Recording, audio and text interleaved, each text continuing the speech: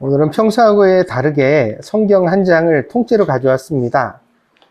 그래서 사사기 9장을 다 다룰 겁니다.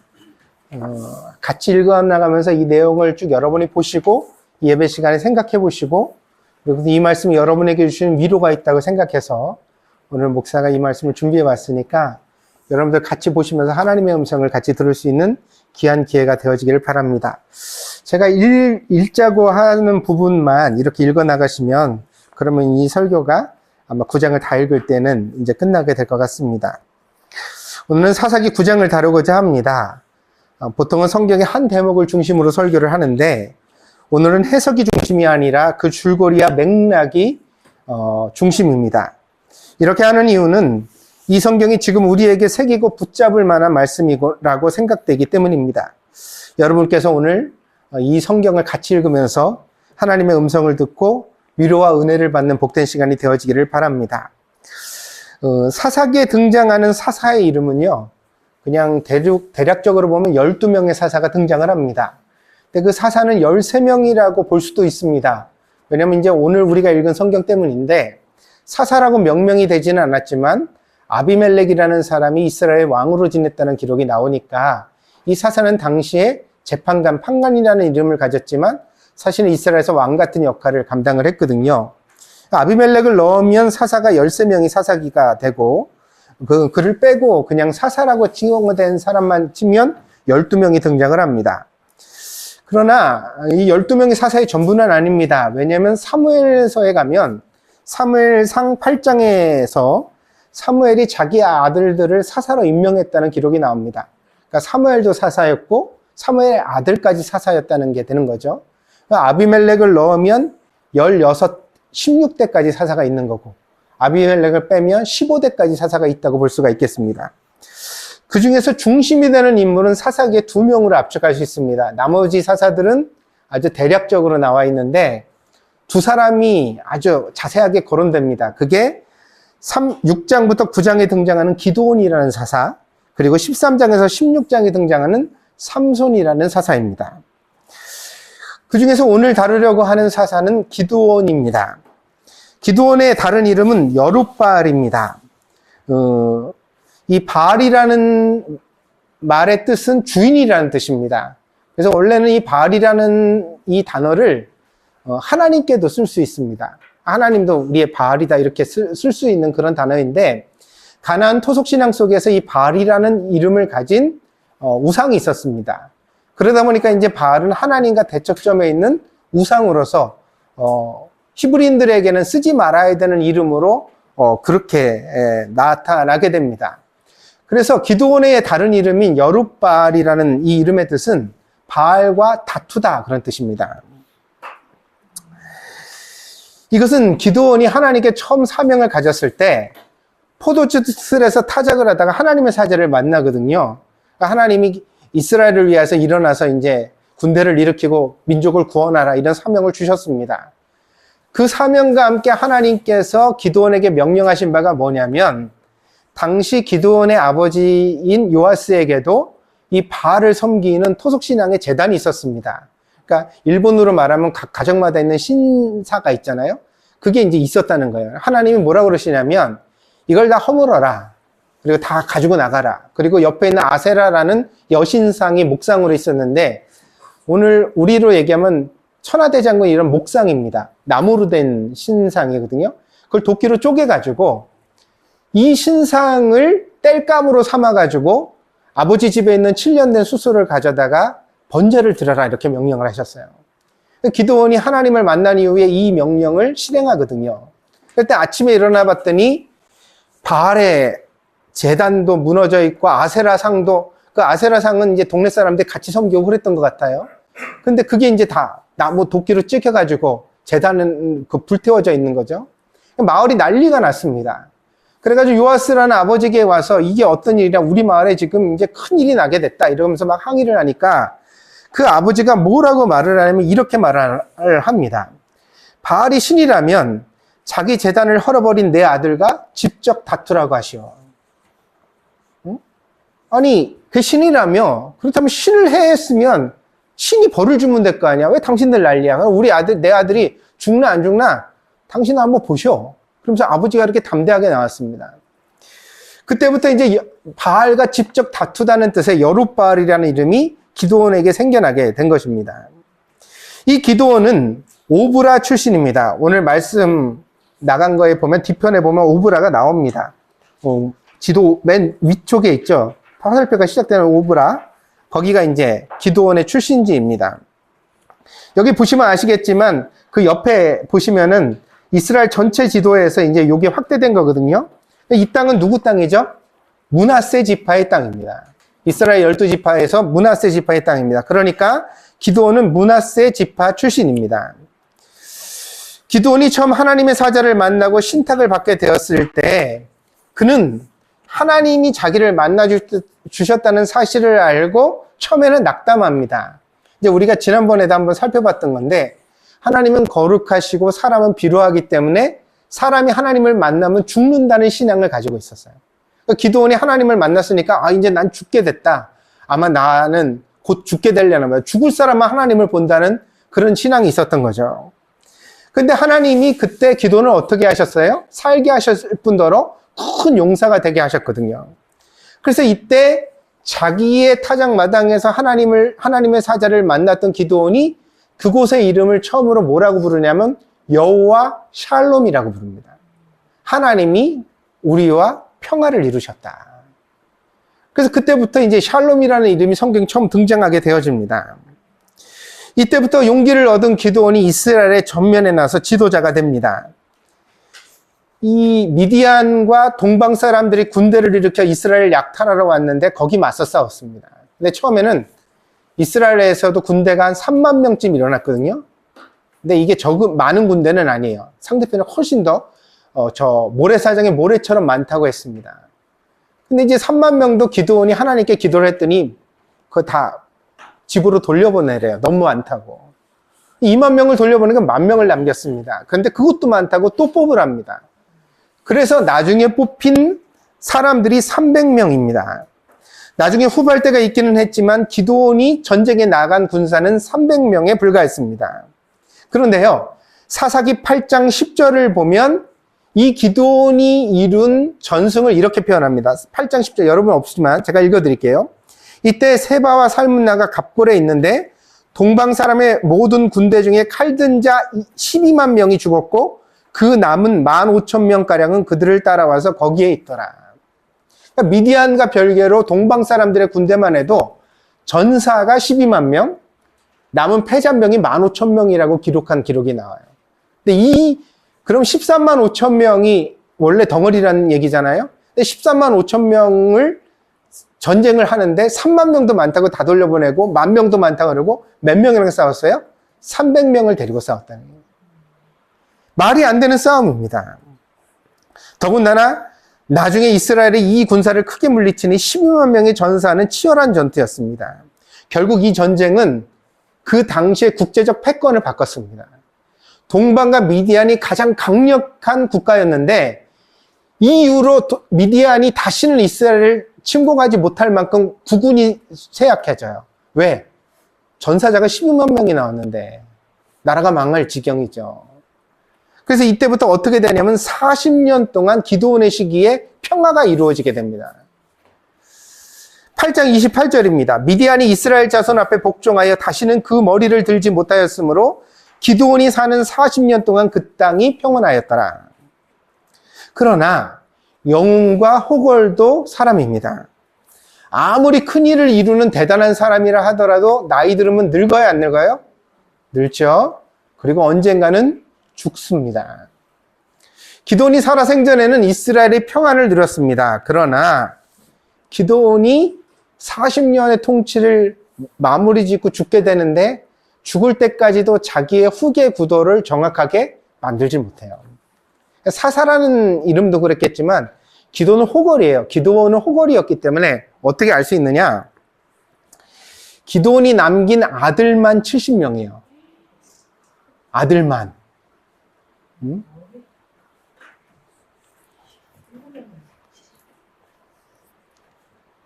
딸까지 포함하면 100명도 넘었겠죠. 아들만 70명이에요. 그래서 오늘 우리가 읽으려고 하는 이 사사기 9장은 그 기드온이 남긴 70여 명의 아들 중에 한 명이었던 아비멜렉의 이야기를 다루는 거예요. 그 기드온의 후편이지만 사실은 또 다른 기드온의 아들이었던 아비멜렉의 이야기가 오늘 사사기 9장인데, 왜 이걸 제가 기드온의 후편이라고 말을 하냐면, 기드온이 훌륭한 지도자였지만 그가 자기의 후계를 잘 정리해내고 하나님 앞에 신앙으로 마무리를 짓지 못함으로 인하여서 남게 된 후가, 사람으로서의 그 약점이 드러나는 이야기가 오늘 사사기 9장의 이야기라는 거예요. 그런데 제가 이 이야기를 왜 하냐, 잘 한번 보세요. 전 다른 얘기는 안 하겠어요. 그러나 읽어보시면 여러분이 느끼실 겁니다.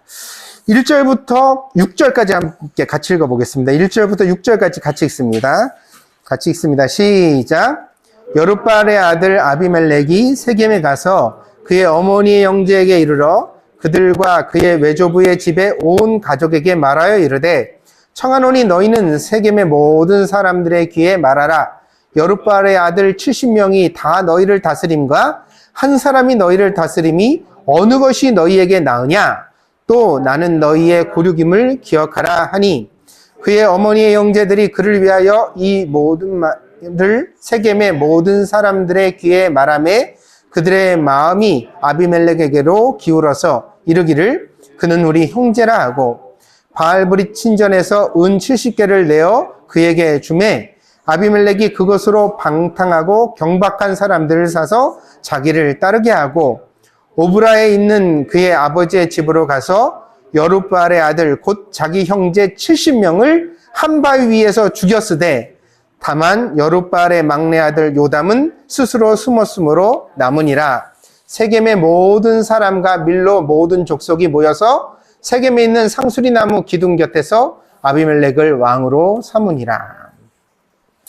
아비멜렉의 어머니가 세겜 출신입니다. 세겜 출신입니다. 그런데 8장 30절에 보면요, 이 얘기가 나와요. 기드온이 아내가 많았는데 그의 몸에서 낳은 아들이 모두 70명이라. 그런데 세겜에 있는 그의 첩도 아들을 낳았으므로 그 이름을 아비멜렉이라 하였더라. 그러니까 아비멜렉을 뭐라고 말하면 기드온의 첩의 아들이라고 명명하고 있어요. 근데 이제 히브리어 피레게시는 정실 위의 아내를 뜻합니다. 근데 이게 좀 예외적인 표현이에요. 왜냐하면 성경에서는 아버지가 같으면 어머니가 다르더라도 구분하지 않아요. 야곱의 형제들이 그렇거든요. 그러니까 어머니가 자기의 첫 부인이 레아였고 그 다음에 라헬이었잖아요. 그 다음에 비라와 실바는 종을 주어서 남편에게 첩으로 주어가지고 아들들을 낳았거든요. 그래서 이스라엘 12지파에 차별이 있어요, 없어요? 없어요. 근데 이 아비멜렉이라는 사람의 출신을 말할 때 성경이 특징적으로 첩의 아들이라는 말을 특별히 하고 있는 거예요. 왜 그러냐면 이 아비멜렉의 출신이 태생부터가 뭔가 조금 격이 떨어지는 사람이라는 걸 표현하고 싶은 것 같아요. 그런데 이 아비멜렉의 어머니의 출신이 세겜입니다. 근데 세겜의 족장을 성경에서 하몰이라고 부릅니다. 이 하몰은 낙이라는 뜻입니다. 근데 이제 4절에 보면 바알브릿이라는 말이 나오죠. 바알브릿이라고. 브릿은 언약이란 뜻이에요. 바알은 주인이란 뜻이고, 그러면 바알브릿은 언약의 주인이란 뜻이에요.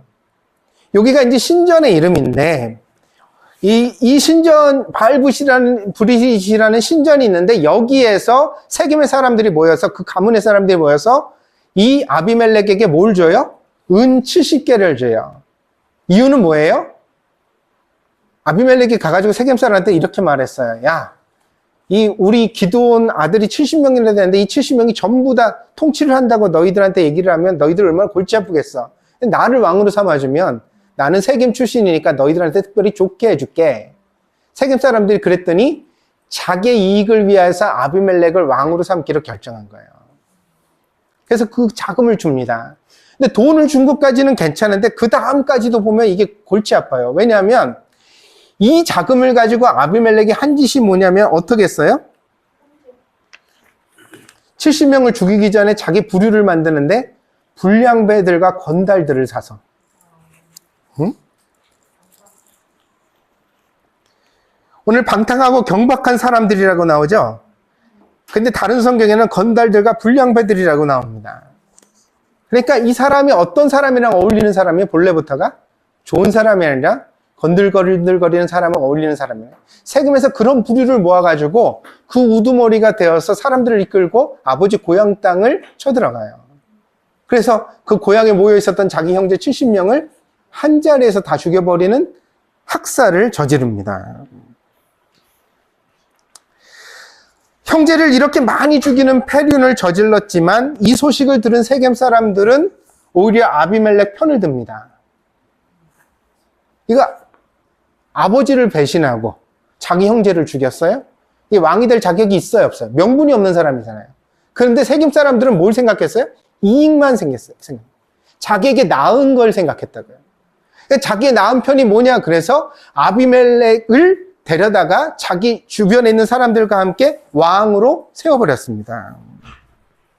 그러니까 공의를 위한 연합이 아니라 자신들의 기득권을 만들어서 권력을 누리려고 하는 그 욕망이 작동하고 있는 것입니다.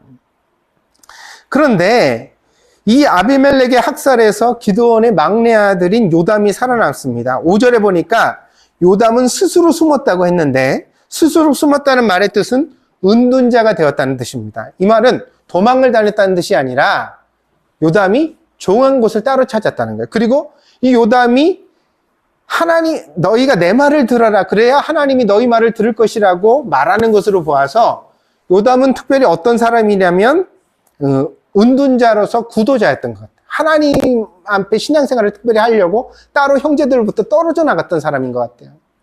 그러니까 말하자면 수도승 같은 그런 삶을 스스로 선택했던 사람인 거죠. 요담은 거기서 살아남았습니다. 그래서 그 요담이 나와서 아주 기가 막힌 비유를 말하게 되는데 그게 이제 7절부터 한번 읽어볼게요. 7절부터 15절까지 읽겠습니다. 7절부터 15절까지 읽습니다. 시작. 사람들이 요담에게 그 일을 알림해 요담이 그리심산 꼭대기로 가서 서서 그의 목소리를 높여 그들에게 외쳐 이르되 세겜 사람들아 내 말을 들으라. 그리하여야 하나님이 너희의 말을 들으시리라. 하루는 나무들이 나가서 기름을 부어 자신들 위에 왕으로 삼으려 하여 감람나무에게 이르되 너는 우리 위에 왕이 되라 하매 감람나무가 그들에게 이르되 내게 있는 나의 기름은 하나님과 사람을 영화롭게 하나니 내가 어찌 그것을 버리고 가서 나무들 위에 우쭐대리요 한지라. 나무들이 또 무화과 나무에게 이르되 너는 와서 우리 위에 왕이 되라 하매 무화과 나무가 그들에게 이르되 나의 단 것과 나의 아름다운 열매를 내가 어찌 버리고 가서 나무들 위에 우쭐대리요 한지라. 나무들이 또 포도나무에게 이르되 너는 와서 우리 위에 왕이 되라 하매 포도나무가 그들에게 이르되 하나님과 사람을 기쁘게 하는 내 포도주를 내가 어찌 버리고 가서 나무들 위에 우쭐대리요 한지라. 이에 모든 나무가 가시나무에게 이르되 너는 와서 우리 위에 왕이 되라 하매 가시나무가 나무들에게 이르되 만일 너희가 참으로 내게 기름을 부어 너희 위에 왕으로 삼겠거든 와서 내 그늘에 피하라. 그리하지 아니하면 불이 가시나무에서 나와서 레바논의 백향목을 사를 것이니라 하였느니라. 요담의 이야기는 비유지만 교훈을 담고 있습니다. 사람마다 각각 자기의 역할과 영광이 있는데 그것을 알지 못하고 서로 왕이 되려고 다투는 것이 얼마나 부조리하고 어리석은 일이라는 거예요. 그래서 요담의 비유를 보면 기드온의 아들이 70명이 있었는데 그 중에 적어도 3명 정도는 우리들 왕이 되어 달라는 요청을 받은 적이 있어요. 근데 이 아들들이 그걸 스스로 삼가했어요. 왜냐하면 내가 하는 역할이 아직 있는데 내가 우리 형제들 중에 나보다 훌륭한 사람도 있고 있는데 내가 어떻게 가서 왕이 되겠느냐 그러면서 자기의 주제를 스스로 알아봤다는 거예요. 역할과 영광을. 우리 아버지는 왕이었지만 나는 그렇게 왕이 될 만한 제목이 안 된다고 자기를 돌아볼 줄 아는 사람이었다는 거예요. 근데 지금 어떤 왕이 나타났어요? 가시나무 같은 왕이 나타났어요. 주제도 안 되는데 자기가 왕이 되겠다고.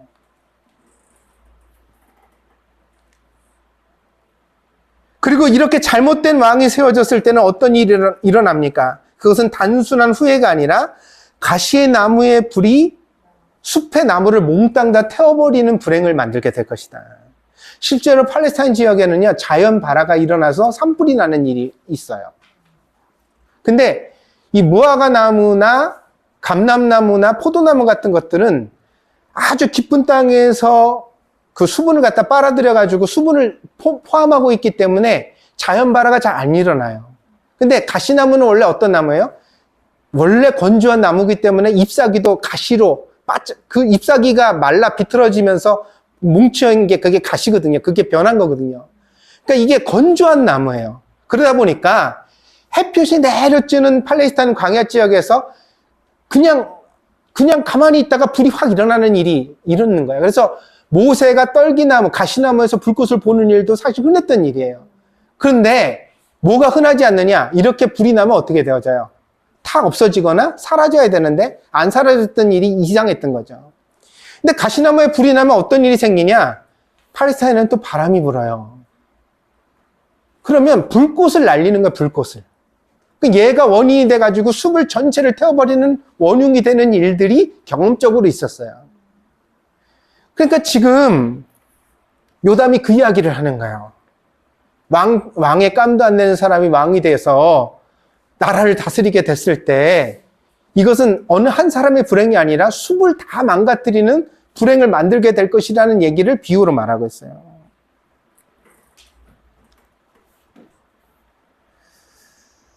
왕이 될 제목이 아닌 아비멜렉이 비루한 방법으로 왕이 되려는 야망을 품은 것은 우스운 일이지만 당시에 힘이 있었던 세겜 사람들이 아비멜렉의 비루함을 알면서도 자기의 이익을 위해서 도와주지 않았다면 아비멜렉이 왕이 될 수 있었을까요?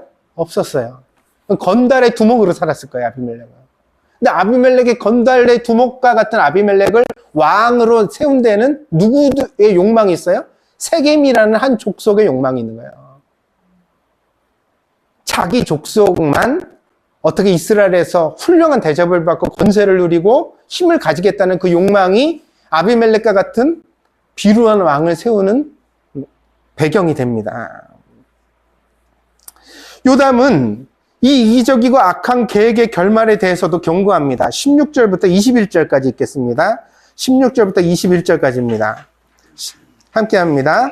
이제 너희가 아비멜렉을 세워 왕으로 삼았으니 너희가 한 것이 과연 진실하고 의로우냐? 이것이 여룻바알과 그의 집을 선대함이냐? 이것이 그의 손이 행한 대로 그에게 보답함이냐? 우리 아버지가 전에 죽음을 무릅쓰고 너희를 위하여 싸워 미디안의 손에서 너희를 건져냈거늘 너희가 오늘 일어나 우리 아버지의 집을 쳐서 그의 아들 70명을 한 바위에서 죽이고 그의 여종의 아들 아비멜렉이 너희 형제가 된다고 그를 세워 세겜 사람들 위에 왕으로 삼았도다. 만일 너희가 오늘 여룻바알과 그의 집을 대접한 것이 진실하고 의로운 일이면 너희가 아비멜렉으로 말미암아 기뻐할 것이요 아비멜렉도 너희로 말미암아 기뻐하려니와 그렇지 아니하면 아비멜렉에게서 불이 나와서 세겜 사람들과 밀로의 집을 살을 것이요 세겜 사람들과 밀로의 집에서도 불이 나와 아비멜렉을 살을 것이니라 하고 요담이 그의 형제 아비멜렉 앞에서 도망하여 피해서 부엘로 가서 거기서 거주하니라. 비루한 사람들의 동맹은 결국 파국을 맞습니다. 왜냐하면 이게 전부 다 이기주의적인 생각으로 서로 손을 잡은 거니까 이게 신의가 있어요, 없어요? 여러분 가만히 보세요. 서로 못 믿잖아요. 아무도 서로 안 믿어요. 왜 그렇죠? 여기 진실되고 의로운 일이 없어요. 신의가 없고 서로를 오직 이용의 대상으로 보기 때문입니다. 아비멜렉이 더 이상 세겜 사람들을 필요로 하지 않게 되었을 때, 또 세겜 사람들에게 아비멜렉이 더 이상 부드럽지 않게 되었을 때, 이 둘은 어떻게 되냐? 반드시 이별하게 돼 있다.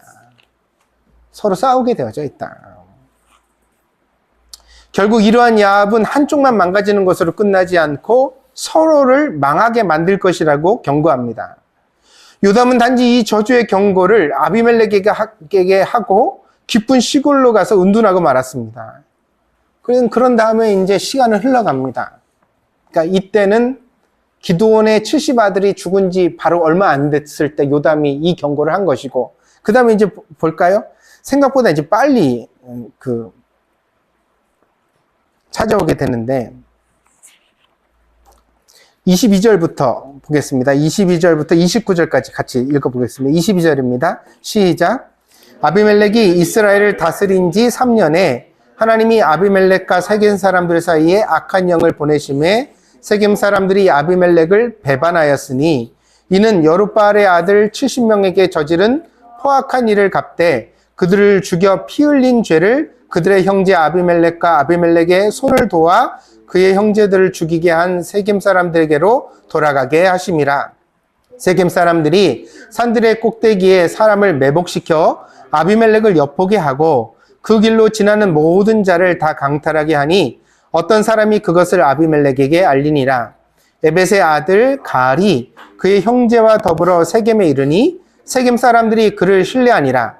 그들이 밭에 가서 포도를 거두어다가 밟아짜서 연회를 베풀고 그들의 신당에 들어가서 먹고 마시며 아비멜렉을 저주하니 에벳의 아들 가알이 이르되 아비멜렉은 누구며 세겜은 누구이기에 우리가 아비멜렉을 섬기리요.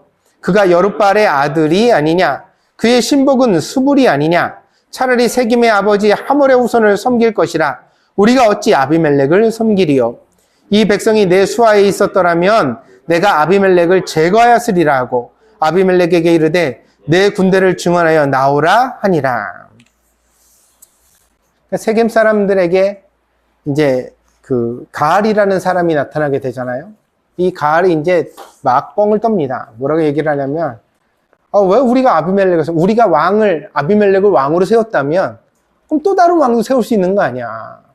나에게 세겜의 군대가 있다면 나는 당장 아비멜렉을 없애버리고, 차라리 우리 세겜 사람으로, 정통성 있는 세겜 사람으로, 그러니까 기드온의 아들이 아니라 하몰의 아들로 왕을 세울 거다. 이렇게 이제 호언장담하는 얘기를 하게 됩니다. 세겜의 사람들이 불량하고 비루한 아비멜렉에게 충성을 다할 리가 없습니다.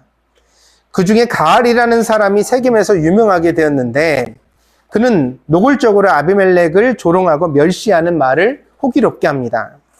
근데 더 웃긴 것은 나중에 이제 전쟁을 하게 되거든요. 이 가알과 아비멜렉이 실제로 전투에서 붙어요. 근데 실력을 막상 겨뤄보니까 이 가알은 아비멜렉만도 못한 사람이었어요. 근데 세겜 사람들은 아비멜렉을 골랐고 그 다음엔 또 누굴 골랐어요? 가알을 골랐다는 거예요. 그러니까 세겜 사람들의 눈이 얼마나 어리석은지를 증명하는 인물로 가알이 등장하게 됩니다. 어떻게 해서 서로 배신하여서 망하게 되는지 봅시다. 30절입니다. 30절에서 33절까지 읽겠습니다. 그 성읍의 방백 스불이 에벳의 아들 가알의 말을 듣고 노하여 사자들을 아비멜렉에게 가만히 보내어 이르되 보소서 에벳의 아들 가알과 그의 형제들이 세겜에 이르러 그 성읍이 당신을 대적하게 하니 당신은 당신과 함께 있는 백성과 더불어 밤에 일어나 밭에 매복하였다가 아침 해 뜰 때 당신이 일찍 일어나 이 성읍을 엄습하면 가알 및 그와 함께 있는 백성이 나와서 당신을 대적하리니 당신은 기회를 보아 그에게 행하소서 하니. 가알이 막 허풍을 떠는 이야기를 수불이라는 가신이 들었습니다. 근데 수불은요 28절에 보면 아비멜렉의 신복이라고 말합니다. 가알이라는 사람이 이미. 그런데도 얕잡아 보고서 그 앞에서 아비멜렉을 막 흉보고 말하는 말을 함부로 하고 있는 거예요.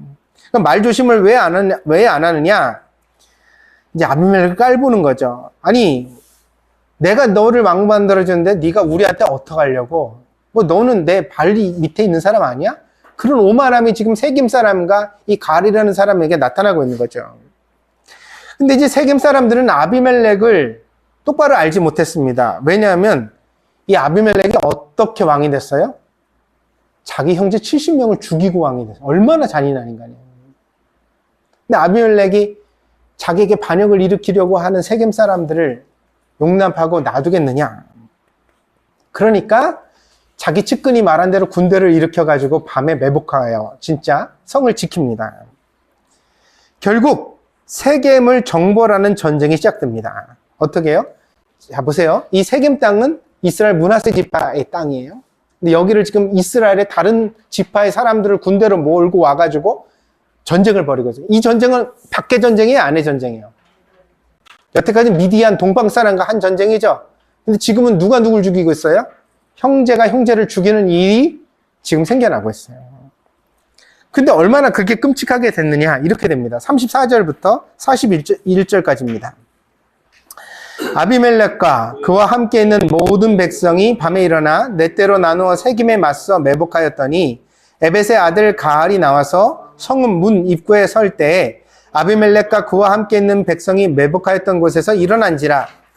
가알이 그 백성을 보고 수불에게 이르되 보라, 백성이 산 꼭대기에서부터 내려오는도다 하니 수불이 그에게 이르되 내가 산 그림자를 사람으로 보았느니라 하는지라.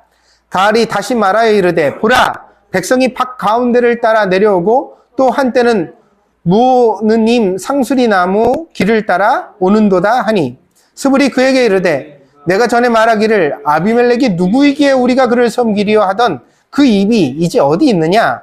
이들이 내가 없인 여기던 그 백성이 아니냐? 청하노니 이제 나가서 그들과 싸우라 하니 가알이 세겜 사람들보다 앞에 서서 나가 아비멜렉과 싸우다가 아비멜렉이 그를 추격하니 그 앞에서 도망하였고 부상하여 엎드러진 자가 많아 성문 입구까지 이르렀더라. 아비멜렉은 아루마에 거주하고 수불은 가알과 그의 형제들을 쫓아내어 세겜에 거주하지 못하게 하더니. 가알은 큰 소리만 뻥뻥 쳤지 막상 붙어보니까 아비멜렉에 맞서도 되지 못해요. 단번에 축출됩니다. 아비멜렉은 승리를 거두었어요. 그렇지만 세겜 사람들은 자기 성에 들어가서 성문을 꼭꼭 닫고 밖으로 나오지 않았어요. 그러니까 아비멜렉이 물러난 척합니다. 그래서 이제 세겜 사람들이 이 가알이 완전히 축출된 것을 보고 나서 아, 이제 전쟁은 끝났구나, 그렇게 생각을 합니다. 왜냐하면 고대 전쟁의 특징이 있는데 우두머리를 제거하고 나면 그 밑에 백성들은 용서해줘요. 왜냐면 이게 우두머리의 관용이거든요. 나는 너그럽도다, 이런 영화 대사도 있잖아요. 그 너그러움을 통해서 명예를 얻고 다른 사람들을 포용하는 거예요. 근데 여기 이제 실수가 있는 거예요. 뭐냐면 아비멜렉은 명예를 아는 왕이 아니었어요. 아비멜렉은 자기 형제를 70명 죽인 사람이라고요. 근데 자기에게 대들었던 사람들을 살려둔다고 물러난 척하고 가만히 있습니다. 그랬다가 그 다음날 어떻게 돼요? 이게 이제 세겜 사람들의 불행이 시작되는 거예요. 42절입니다. 42절에서 49절까지 보겠습니다. 이튿날 백성이 밭으로 나오매 사람들이 그것을 아비멜렉에 알리니라. 아비멜렉이 자기 백성을 세 무리로 나누어 밭에 매복시켰더니 백성이 성에서 나오는 것을 보고 일어나 그들을 치되 아비멜렉과 그때는 돌격하여 성문 입구에 서고 돌아가는 길을 막았죠. 그 다음에 두 무리는 밭에 있는 자들에게 돌격하여 그들을 죽이니 아비멜렉이 그날 종일토록 그 성을 쳐서 마침내는 점령하고 거기 있는 백성을 죽이며 그 성을 헐고 소금을 뿌리니라. 세겜 망대의 모든 사람들이 이를 듣고 엘브리 친전의 보루로 들어갔더니 세겜 망대의 모든 사람들이 모인 곳이 아비멜렉에게 알려지매 아비멜렉 및 그와 함께 있는 모든 백성이 살몬산에 오르고 아비멜렉이 손에 도끼를 들고 나뭇가지를 찍어 그것을 들어올려 자기 어깨에 메고 그와 함께 있는 백성에게 이르되 너희는 내가 행하는 것을 보나니 빨리 나와 같이 행하라 하니 모든 백성들도 각각 나뭇가지를 찍어서 아비멜렉을 따라 보루 위에 놓고 그것들이 얹혀있는 보루에 불을 놓음에 세겜 망대에 있는 사람들이 다 죽었으니 남녀가 약 1000명이었더라. 전쟁에 보통 누구를 없애냐면 남자들을 대상으로 하거든요. 그 여자와 아이들은 어때? 포로로 잡거나 그러는 거예요. 명예로운 전쟁인데 군인이랑 싸우지 누가 이렇게. 근데 이 아비멜렉은 어떻게 해요?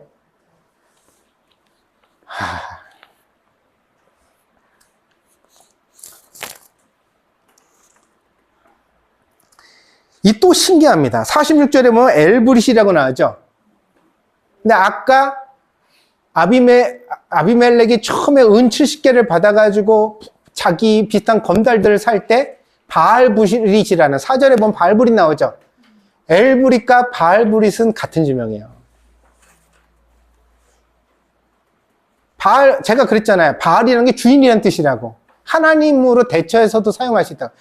아주 옛날에는, 고대에는 그렇게 써다가 나중에는 이게 바알이 우상이 됐기 때문에 안 쓰는 타부시한 단어가 됐지만, 바알브릿, 엘브릿은 같은 말이에요. 그러니까 언약의 주인, 언약의 하나님, 그런 뜻이에요. 그러니까 이 망대가 어때요? 여기서 이제 세겜 사람들이 마지막 보루로 여기에 망대로 도망 들어간 거예요. 자기들이 뇌물을 주었던 그 장소에. 이 모든 이스라엘의 불행이 시작된 장소에 도망갔다고요. 그랬더니 아비멜렉이 산에 올라가면서 나무를 해가지고 어깨에 졌다가 그걸 백성들한테 얘기해서 가져가서 장작을 잔뜩 쌓아놓고 불을 붙이니 어떻게 되어져요? 이 망대에서 1000명이 넘는 남녀가, 그래서 요담의 예언이 어떻게 됐어요? 가시나무에서 나온 불이 사르게 될 것이라는 예언이 그대로 이루어지는 역사가 만들어집니다.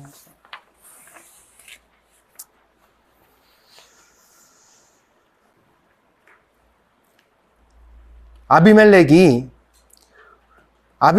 은전 70개를 줘서 구테타를 도왔던 세겜 사람들의 평화는 3년이었어요. 아비멜렉이 다스린 3년. 그 3년이 아비멜렉이 비루한 줄 알면서도 세겜 사람들이 후원자가 돼서 돈을 주고 아비멜렉을 왕 삼아줘서 누렸던 권력의 세월이었어요. 그리고 결국 기드온의 아들 70명을 죽인 피는 세겜 사람들의 무수한 죽음으로 그 성이 다 무너지고 소금더미가 되는 그런 불행으로 나타나게 됩니다. 기드온의 시절에는 미디안과 동방의 침략자들이 재앙이었다면 아비멜렉의 시절에는 적군이 재앙이 아니라 비루한 왕이 이스라엘의 재앙이 되는 시기였습니다. 세겜 사람들은 왕을 잘못 뽑은, 잘못 세운 자신들의 행위에 대하여 이렇게 보응을 받았습니다. 그리고 이제는 아비멜렉이 보응을 받을 차례였습니다. 50절입니다. 이제 마지막까지 읽으면 되겠네요. 50절부터 57절까지 읽겠습니다. 같이 읽습니다. 시작. 아비멜렉이 데베스에 가서 데베스에 맞서 진치고 그것을 점령하였더니 성읍 중에 견고한 망대가 있으므로 그 성읍 백성의 남녀가 모두 그리로 도망하여 들어가서 문을 잠그고 망대 꼭대기로 올라간지라.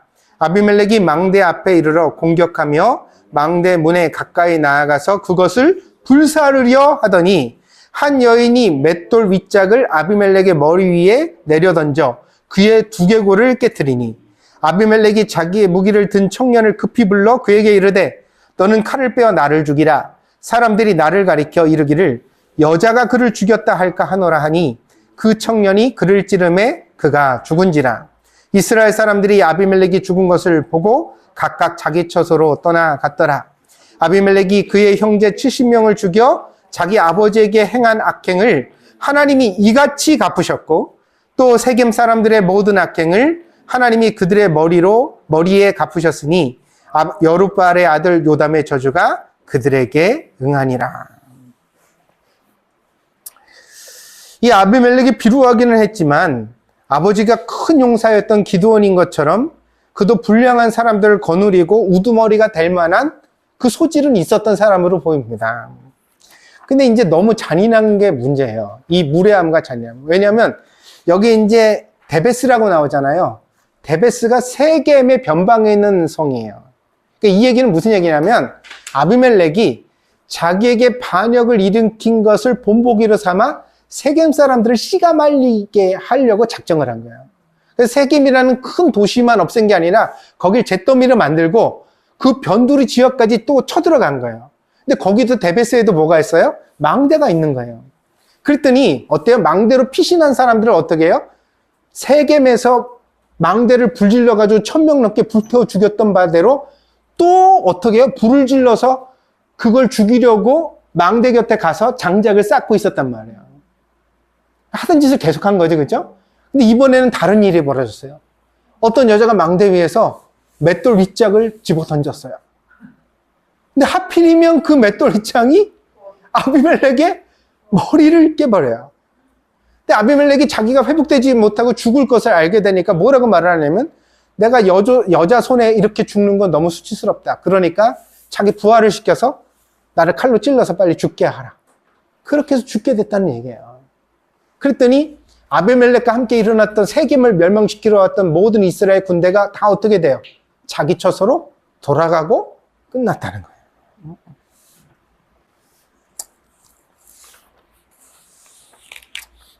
성경은 이 모든 사건을 요담의 저주가 성취된 것이라고 기록합니다.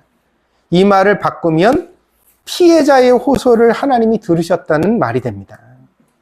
세상에 힘이 있는 사람과 힘이 없는 사람만 있다면 항상 힘이 있는 사람이 모든 것을 차지하고 자기 마음대로 살아가는 세상이 되겠지만, 하나님이 눈에 안 보여도 계세요, 안 계세요? 계셔요. 그래서 피해를 당하는 약한 사람들이 울부짖으며 하소연하면 그걸 하나님이 들으세요, 안 들으세요? 들으신다는 것을 성경이 이렇게 말해줍니다. 힘없는 사람들의 목소리가 응답되고 힘 있는 사람들의 악행이 반드시 보응을 받게 된다는 것을 성경이 말하고 있는 거예요. 오늘 아침에 와보니까 엊그제 있었던 한국의 계엄령 사건에 의해서 사람들이 다 놀라고 여러 가지 말이 많았습니다. 근데 제일 신기한 일이 뭔지 아세요? 모든 세계가 다 놀라는 것 중에 하나가, 군대가 출동하고 경찰이 국회를 가로막았는데 아무도 사상자가 안 나왔어요. 유리창을 깬 건 군대였지, 군인들이었지, 시민들 중에 아무도 버스를 엎거나 승용차를 불태우거나 길거리에 보도블록을 깨트리는 일이 일어나지 않았어요. 사람들은 오히려 순경들을 끌어안고 진정시키고 국회의원들을 엉덩이를 밀어서 담을 넘게 해주고, 그러면서도 서로 침착하라고 말하고 흥분하지 말라고 말하고. 근데 여러분 생각해 보세요. 이게 얼마나 살얼음판 같은 살떨리는 평화입니까? 어느 한 명만 마음을 잘못 먹었으면 어떻게 되어져요? 경찰관 중에 어떤 애 하나가 너무 청년의 혈기를 못 참아가지고 들고 있었던 곤봉 같은 것으로 사람을 갖다 피 흘리도록 때리는 일이 있었다면, 군인 중에 한 명이 막 자기를 향해 욕하는 사람들에게 참지 못하고 방아쇠를 하늘에라도 당기는 일이 생겼다면, 지금 우리는 정말 끔찍한 주말 아침을 맞고 있을 겁니다. 근데 오늘 우리가 이 예배를 드립니다. 하나님 앞에 감사해야 될 줄 믿습니다.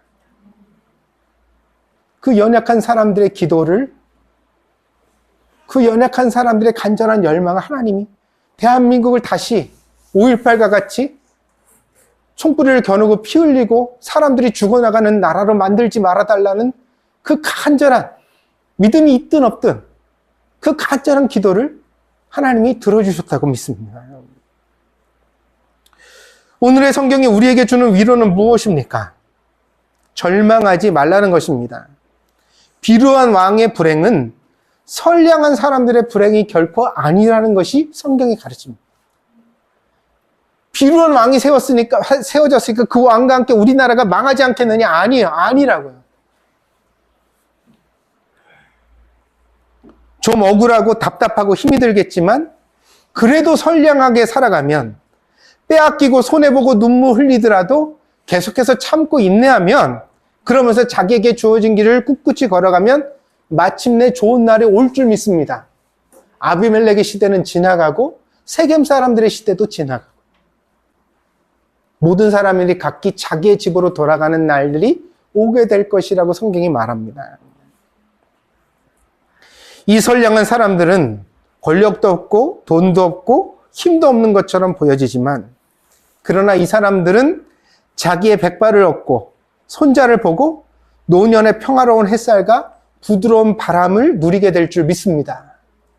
그러나 권력을 손에 잡았던 사람들, 돈을 가졌던 사람들, 세상을 자기 손아귀에 쥐었다고 생각한 사람들은 오히려 어떻게 돼요? 가시나무에서 나온 불로 불살라지고 사라지는 그런 결말을 맞이하게 될 것이라고 성경이 예고합니다. 비루한 왕도 그 왕을 통해 부와 권력과 명예를 누리려고 악착같이 길을 썼던 사람들도 결국은 불을 만들고 그 불에 서로 태우다가 나중에는 같이 망하게 될 것입니다. 이것이 하나님의 승리입니다. 그러니 당장 정의가 실현되지 않는다고 해서 조급하게 생각하지 맙시다. 우리 믿음의 사람들은 어떤 조건과 상황 가운데도 하나님을 믿어야 될 줄 믿습니다. 하나님을 믿는다는 것은 미움과 복수심으로 삶을 낭비하지 않고 스스로 할 수 있는 만큼의 정의를 실천하며 각자 자기의 삶을 건강하게 살아가는 것인 줄 믿습니다. 그러니 아무리 탄핵 방송으로 유튜브를 보다가 나를 세웠더라도 아침에 일어나면 밥 차려서 아이들 밥 먹여서 학교 보내고, 아멘. 아시겠어요? 출근하면 열심히 일하고 자기에게 주어진 일을 감당하고, 그러면서 하나님을 향해 또 기도하고 간절히, 하나님 우리나라 지켜주세요. 하나님의 정의를 실천해 주세요. 그렇게 우리가 바라고 우리가 할 수 있는 일들을 하고, 그러면서 우리가 이 날들을 보내다 보면 결국 모든 비루한 왕과 비루한 세력들은 다 지나가고 우리들의 시대와 우리들의 날들이 다시 돌아오게 될 줄 믿습니다. 왜요? 왜요? 하나님은 여호와 샬롬의 하나님이시기 때문에. 우리들의 일상이 모여 주님의 뜻이 이루어지고 우리가 그분에게 찬송과 영광을 돌려드리는 날이 오게 될 것을 의심하지 말기를 바랍니다.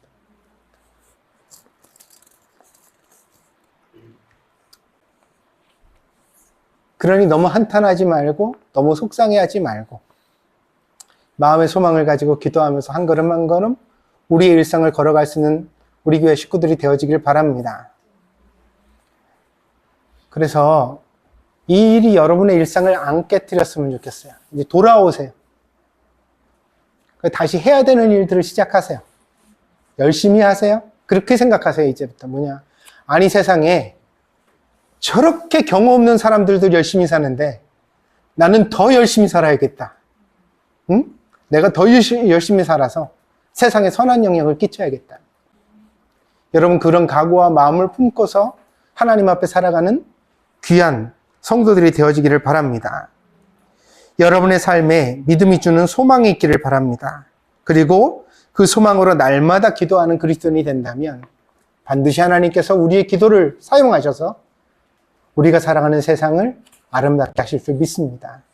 여러분 모두 그 소망으로 살아가는 귀한 분들 되시기를 바랍니다. 기도하겠습니다.